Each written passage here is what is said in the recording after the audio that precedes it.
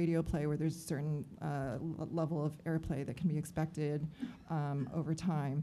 But sync is less, like you never know, all of a sudden, as you said, the song is, suddenly needed for a multi-million budget movie or for a car commercial that's going to be running for 6 months on a major network.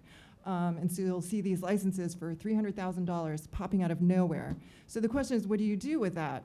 Because again, from a bank's perspective, this isn't necessarily reliable income. There's a probability, though, that these events will occur within a certain amount of time. So if we have a long enough perspective, we can see just how often these events occur.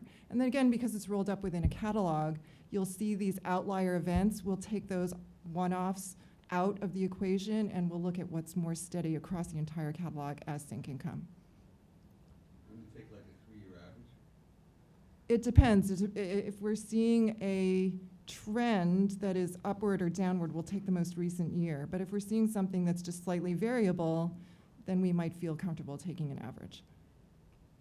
What seems to be missing from this picture is the existence of a micro-lending business for truly independent labels whose revenues don't measure up to, most of whose don't measure up to probably what they're looking for. I believe we're not supposed to name names, but somebody just launched a business doing that. Yeah, and there are definitely businesses that do that. They'll provide advances for if you're making $5,000 a year consistently, they'll provide an advance for up to 2 years for that. Or if you're making $100,000 a year, they'll provide a loan for that. The rates of their lending rates will be, a lot higher. Predatory, perhaps. So, yeah, I've actually met those guys. And the question becomes, where do they fit in an ecosystem? If you're funded that way, maybe that catalog has basically a lien against it, but they want to have a longer-term relationship or additional products, is that a black mark prospectively, or is that a positive because you see there's a funding relationship? And so their pitch is that all it's going to do is be like one of these loans where we take a portion over time to pay it back. We won't encumber any of your royalties. We're just kind of a partner with you, and we've advanced that first infusion of capital. Do you guys look at that? Do you have a perspective on how that would play out if you want to do business with the same rights holder? I personally, I don't see any kind of an issue with that.